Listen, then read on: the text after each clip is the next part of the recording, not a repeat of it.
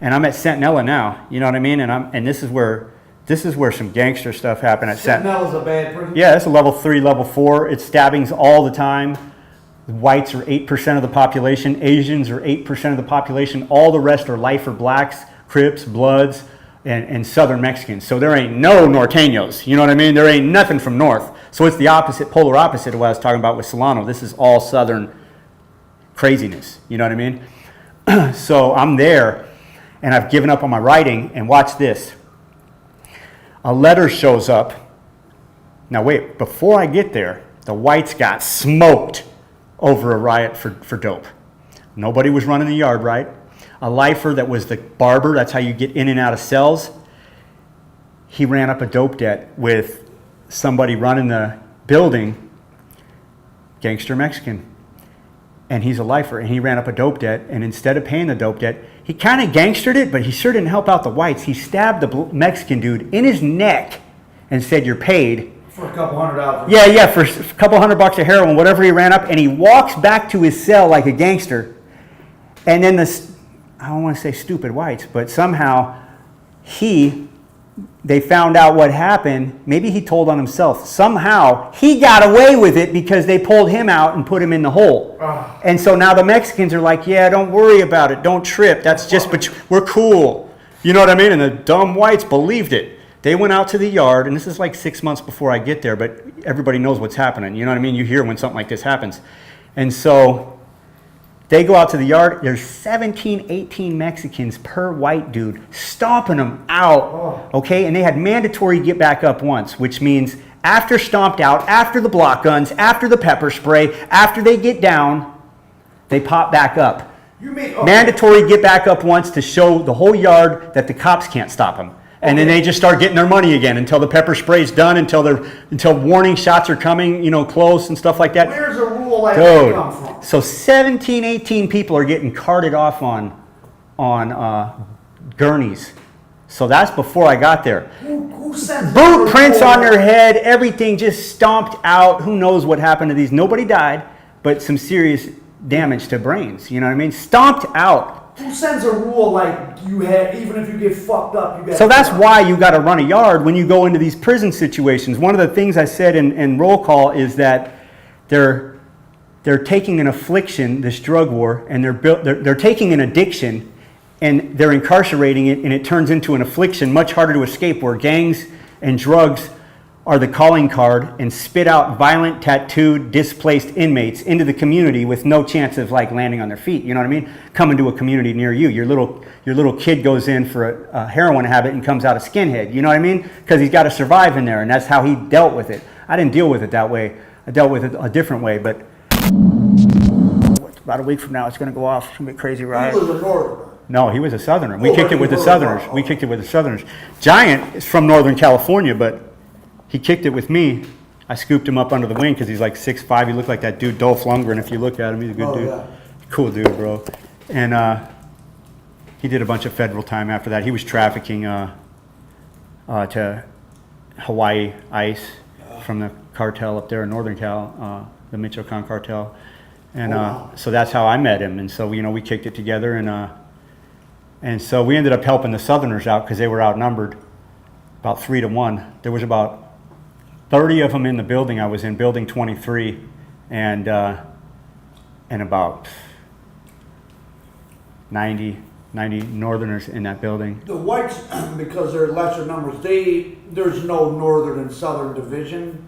All the whites rock. It depends on the prison. It depends on the prison. It really does. There is a little separation sometimes on some prisons, but in that one, it was just so extreme that there was no whites and no Southern Mexicans that we kicked it tight. You know what I mean? It was all Norteños and blacks. And the Norteños, if you guys don't know what they're like, they basically kick it with the blacks. They sag their pants. So the Mexicans are mad at them because they're like, where's your Chicano pride? You know what I mean? You're acting like you're black. So they have that animosity going a little bit right there. And I don't want to get into all the... So that was the first real riot I was in. And Johnny Rodriguez said it's going to go down like a domino, building by building. And it did exactly like that. Like a week later, exactly like he said. I did the little can, refried beans in a sock, and Giant's just so big. He was just, nobody could reach him. And I think I took a shot to the face in that riot, and we ended up in the hole. Now, when a riot goes on, whatever group you're a part of, you're obligated to participate. Absolutely. Yeah, absolutely. Tell the kid, explain to someone that you might be in there and you're just like, oh, okay, I'm gonna get my life on track, I'm gonna do this time and go home, but it's not that fucking simple on the West Coast because you get enmeshed. Yeah, absolutely none of that. Other people's Absolutely none of dumb that. I'll get to what we did at Centinela. We wouldn't even let people take meds to get off the yard at Centinela. I'll get to that one. But this one with that riot with Giant, I told the Mexicans, Johnny, I go, we might help you out, but I don't want to say we are for sure, because I was trying to show him how to do it. You know what I mean? Don't obligate yourself. If you do, you got to do it. Right. You know what I mean? So I was like, yeah, we got love for you. Let's see how it plays out. And we ended up doing it. You know what I mean? We just didn't want to see him get outnumbered. You know what I mean? We had love for these dudes. Johnny would wake us up with Kool-Aid in the middle, in the morning. We were friends, you know what I mean? We didn't want to see him get outnumbered. We didn't like it, you know what I mean? So we're like, hey, we ain't watching, you know what I mean? And then the whites were kind of mad at us because we put the rest of the whites in conflict that didn't get involved in the riot, you know what I mean? And we had this black dude jumping, I can't remember this dude. This dude was like 60 years old and he could jump up and slam dunk. Everybody loved him. He was a lifer from LA. And we remember in the hole him putting everybody in check saying, you know them white boys loved them. They kicked it with them Mexicans. You should just let that go. We heard about all that. But that's how dynamic it is in there. You know what I mean? It's like whites helping. People are coming in and out. And yeah. So very it took about a day and a half to get put in the hole. It made the news. It was the biggest riot I'd ever been in. And it was the first big one like that I'd ever been in. And it was building by building like a domino, like he said. So they didn't even have enough men to get there. And we filled up a whole nother building into overflow. And I remember being in the cell on the top. I was on the bottom. And the top floor was mainline. And so we're in the thing going, send us some tobacco. They still had tobacco. Send us some coffee and tobacco through the vents. And they put Southern Mexican on our cell because it was such a crazy war. They either put like a blue Southern Mexican or a red Northern Mexican so they could see who they were housing for when they did showers. You know what I mean? Oh, no. Yeah. You know how the showers, and when they bring them out, they don't want more fights happening. So they tried to just fill it up that way. And so we're like, hey Wood, hey brother, you know what I mean? And so they thought we were Mexican trying to work them. You know what I mean? And they're looking at our cell. And so they came back upstairs and they're like, why does it say Southern Mexican? You sure you're Woods? And we're like, yeah, we're white, bro. We just helped him out. Can you hook us up or not? And they'd hook us up. We actually flushed something and they flushed something, grabbed our line and then packaged it so it was in plastic, sent us down tobacco and coffee, and we played that out as much as we could until they finally let us go to store. They let you go to store in the hole a little bit. And so I did a little shoe term there, a little Mickey Mouse shoe term, and then they sent me to in Pelican, or there's shoes and everything. Every spot, every spot's got a hole, and then you just do. And they're all called. Yeah, exactly. If they validate you, then you go through the Pelican Bay stuff, and you go through all that. So I never got any tattoos in there. I wasn't trying to hide behind anything or pretend anything. I was just taking the same kind of mentality from the streets in there to survive. Really, you know what I mean? Like. You either Sounds like your looking back now as an adult, did your grandfather's, do you think him being like a real organized crime or somehow sort of organized crime, did he put it in you at a young age to, I'm going to be a gangster? No. Well, maybe a little bit, but I think more of what it was how I reacted to my mom's divorce and that I couldn't see her anymore and I was shocked by that. That's what tripped me out. Like I literally just started rebelling hard, you know what I mean? And everything I saw that was wrong with everything in life, I just rebelled against it and was waiting for God to catch up and fix everything. Because like, I got it figured out. This is all wrong. You know what I mean? I had that mentality. And then I literally didn't care if I lived or died in this mentality because I stopped going to school. Now I'm in the drug trafficking. And the other side of it was the excitement. You know what I mean? It's kind of fun. You're out thinking everything. You got money. Everybody wants to hang out. It's Tuesday afternoon. Yeah. And it's that little period that you're going through. And then you start realizing, wow, everybody catches life. Everybody ends up dying. Like the dude I brought up, Little Man, he ended up getting burned. Gangster stuff. They bailed him out with a girl to kill him.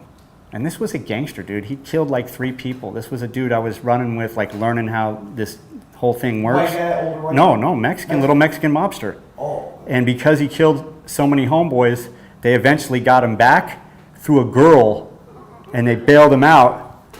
They bailed him out. And to kill him. And they found his burned body up in the mountains. So I knew where this life went, you know what I mean? And so doing this shoe time after that riot, I had like an awakening. Like, man, I got to go back to God. I got to put as much energy as I have in this stuff into something legal, and I'll be good. So I go, okay, that's a whole new mentality I'm going to have, you know what I mean? And like I did like 9 months shoe time. They sent me to Soledad.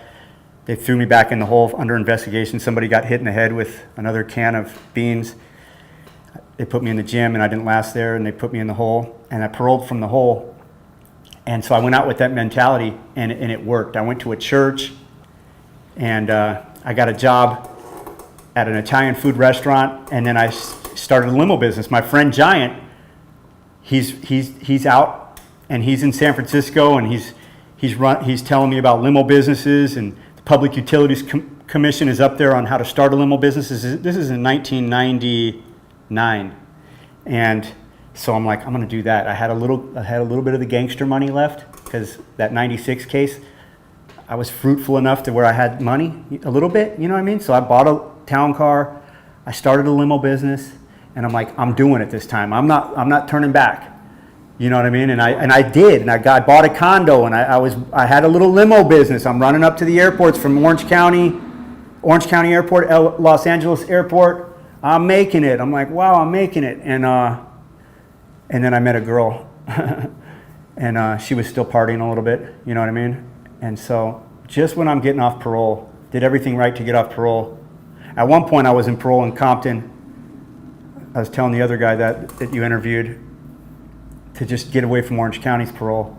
Oh, you moved your own parole to Compton? Yeah, because my mom lived in Redondo Beach at the time, and so she let me use that house as That's the address. Yeah. And so I was Compton Del Amo, and they didn't even care about me. They let me off in 13 months. So I kind of outthought the system on that one, and so now this girl, she's partying a little bit, so I started partying with her, and she could stop partying. I didn't want to stop. I wanted the big screen TV. I wanted to start videoing everything we were doing. You know what I mean? There's still that period of my life, and so I screwed up and didn't get back into trafficking like I had before, but I was just kind of lost. That my house was getting hit through raids. I was smart enough to not get busted, but I was smart enough to realize, sell the pad. The ship's going down. You know what I mean? And so I you had bought a condo. Yeah, I bought a condo. So I sold the pad, and now I got like, okay, I sold the pad. Now what am I going to do? And so I ended up getting busted just for small, stupid stuff, man. And but you're on the radar out there. yeah, big time. Because of that big case, yeah, they were all over me. Because of that big case that I beat in '96 all the way down, that I was telling you about, that I did that book about, and so now I'm busted again, and now they tried to jump me in the county jail. They did jump me. The cops did, and I fought back, and it was on video. So now I had a charge for fighting the cops. I had a little small drug charge. I mean, compared to what I used to do, and now they're trying to break me off 11 years. And I'm like, how are you going to break me off 11 years? You would have to do all of, because you're not a first offender. There's no have to. I ended up doing 7 on it. And I sat in the county for like 2 years. And during that period, I realized God showed me something. Like, he showed me that I had been living wrong. I'd been living as if I was God. And when I started to realize that, because I was as angry as I've ever been, because I'm looking at a condo gone, I'm looking at my prestigious transport that turned into ghetto transport. That's what I called it, prestigious transport. A couple years later, this is during 9/11, it turned into ghetto transport. But I had something, you know what I mean? And now I'm looking at it going, I lost all that, and I'm fighting an 11-year case? Are you kidding me? And somehow, some way, God's power right then showed me that everything I had done wrong, that had self-justified, was against him, and that I just something happened. And so I started waking up in the middle of the night knowing I'm going to start writing. God started impressing me to start writing. And so I was like, how am I going to be a writer? I didn't even graduate high school. And so I started giving into that urge, you know what I mean? And I started writing. And I wrote probably for like a year.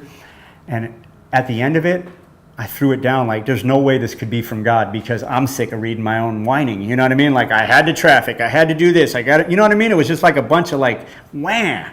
At the end of it, I'm like, this ain't gonna work, this can't be from God.